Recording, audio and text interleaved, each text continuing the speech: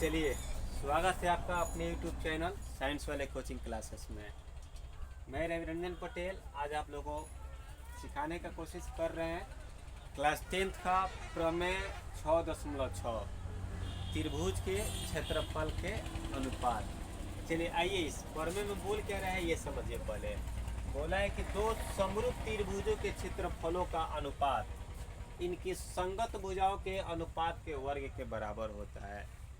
इस स्टेटमेंट को, इस कथन को फिर एक बार आप लोग मन से पढ़िए और समझने का कोशिश कीजिए। ये बोल क्या रहा है कि दो कोई समरूप त्रिभुज है और बोल रहा है कि दो समरूप त्रिभुजों का क्षेत्रफल इनकी संगत भुजाओं के अनुपात के वर्ग के बराबर होता है। स्पष्ट एकदम समझिए कि दो समरूप त्रिभुजों के क्षेत्रफलों का अनुपात इनकी संगत भुजाओं के अनुपात के वर्ग के बराबर होता है। अब ये मतलब कथन है इसका, ये प्रमेय है, ये थ्योरम है जो बहुत मोस्ट है। आइए देखिए अब इसको कैसे आप लोग सॉल्व कीजिएगा, कैसे हल कीजिएगा। चलिए हम एक त्रिभुज बनाए ए बी सी, एक त्रिभुज बना लिए पी क्यू आर। दो त्रिभुज बोला है यहाँ पर, दो समरूप त्रिभुज, तो दो हम समरूप त्रिभुज बना लिए। चलिए अब यहाँ पे दिया है, अब क्या क्या दिया है उसको हम लोग लिखेंगे। तो देखिए दिया क्या है, तो त्रिभुज ए बी सी समरूप है त्रिभुज पी क्यू आर के, त्रिभुज पी क्यू आर के, यानी ये दोनों के दोनों त्रिभुज क्या है, एक दूसरे से समरूप है। ये ऑलरेडी प्रमेय में आपके बोल चुका है। देखिए जब ये दोनों के दोनों अगर जो एक दूसरे के समरूप हैं तो समरूप होने का रहस्य क्या है कि ये जो कोण ए है फर्स्ट वाला, यानी ये फर्स्ट वाले के क्या होगा, इक्वल होगा कोण ए बराबर कोण पी, कोण ए बराबर कोण पी, और कोण बी जो होगा ये बराबर हो जाएगा दोनों, मतलब दूसरे नंबर का बराबर, यानी कोण बी बराबर हो जाएगा कोण क्यू के, और कोण सी बराबर हो जाएगा कोण आर के। इतना ये दिया। अब देखिए जब ये दे दिया तो ये भी हम लोग जानते हैं कि इसके जो संगत अनुपात, अब देखिए इसमें दिया है ना कि संगत, इनकी संगत भुजाओं के अनुपात, तो संगत भुजा क्या हुआ, यानी ए बी।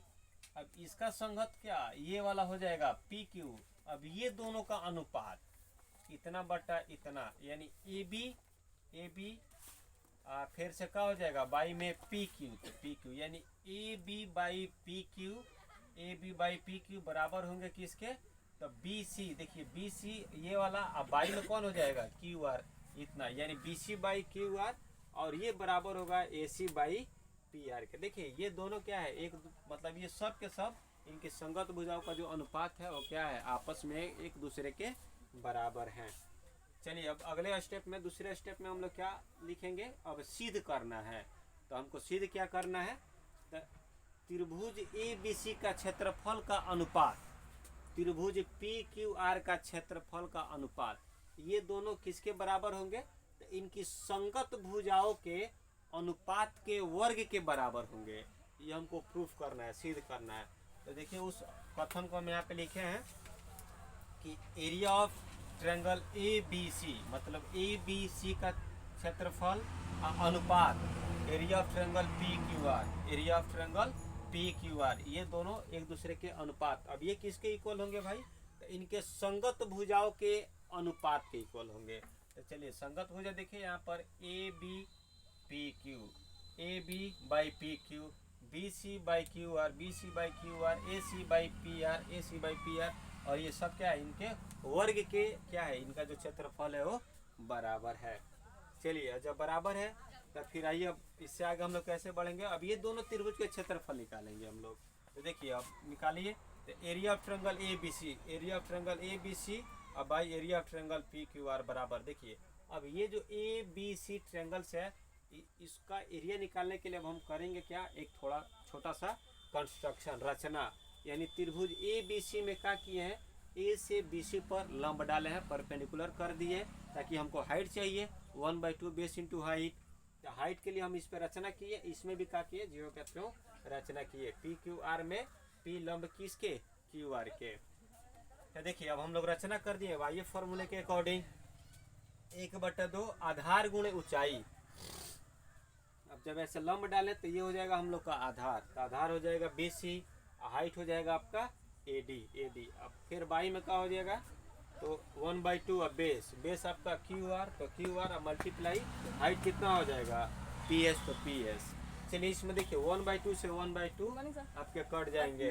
अब देखिए इसमें बचा क्या, तो B C by Q R, B C by Q R multiply A D by P S, A D by P S. चलिए यहाँ तक तो कोई दिक्कत नहीं हुआ होगा। अब इससे आगे बढ़ने के लिए फिर देखिए थोड़ा सा पापड़ बेलना पड़ेगा। अब देखिए इसमें हमको ये करना क्या है कि ए डी बाई जो पी एस है इसको हर हाल में आपको B C by Q R के रूप में बदल देना है।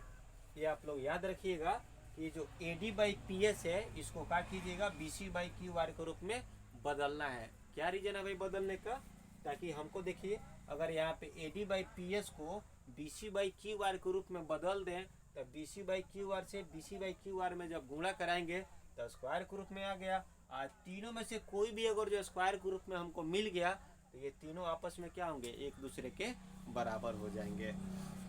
तो चलिए इसको A D by P S को B C by Q R बनाने के लिए थोड़ा बहुत मेहनत किया जाए। आइए इसमें अब स्टेप 4 में देखिए अब क्या किए, ये वाला त्रिभुज लिए ए बी डी और पी क्यू एस। देखिए अब इसमें रीजन क्या है लेने का, क्योंकि देखिए ये हम लोग का मान लीजिए एक त्रिभुज ए बी डी हो गया, एगो पी क्यू एस हो गया।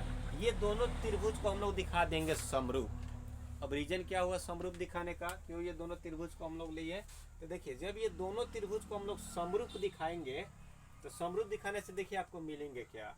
अब यहाँ पे अभी देखिए समरूप जैसे दिखाए हैं तो आपको मिला है A B by P Q, A B by P Q, और फिर बराबर मिले हैं बी डी। देखिए बी डी ये वाला B D by Q S, B D by Q S इसके, और फिर ये इक्वल मिले हैं A D by P S A, D D by P S के। ये तीनों एक दूसरे के अनुपात में क्या है, इक्वल्स है, यहाँ पे बराबर है। अब देखिए बराबर हो गया तो जो A B by P Q है ये यहाँ पे देखिए दिया है, हम लोग के प्रमेय से दिया है A B by P Q.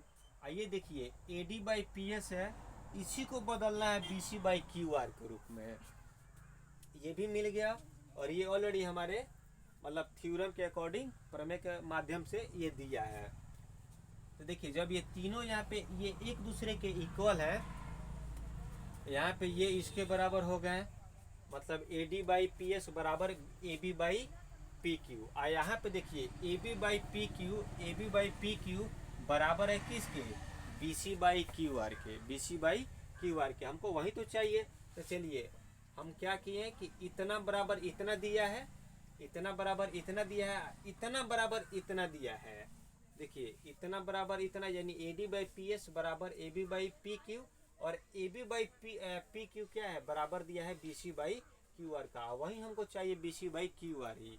तो फिर देखिए उसके अनुसार यहाँ पे क्या किया है, A B by P Q बराबर A D by P S, त्रिभुज ए बी डी तथा त्रिभुज पी क्यू एस के समरूपता के कारण से करके, फिर यहाँ पे क्या किए है A D by P S, वही वाला देखो A D by P S equal B C by Q R, ये इसके माध्यम से वहाँ पे लिया है। तो आप अगर स्टेटमेंट यहाँ पे जो कथन है लिख लीजिएगा अकॉर्डिंग टू फिगर के माध्यम से। फिर देखिए क्या किया है कि area of triangle A B C by area of triangle P Q R बराबर B C by Q R multiply B C by Q R, इसके माध्यम से देखिए यहाँ पे था A D by P S, A D by P S. अब ये दोनों एक दूसरे के बराबर, तो इसके जगह पर हम क्या ले लेंगे, B C by Q R. अब देखिए area of triangle A B C by area of triangle P Q R बराबर हो गया B C by Q R के स्क्वायर के। देखिए अब जब इतना ही इसका जो एरिया है इसके स्क्वायर के बराबर हो गए तो ये दोनों के भी स्क्वायर के बराबर होंगे। चलिए ठीक है, फिर मिलते हैं नेक्स्ट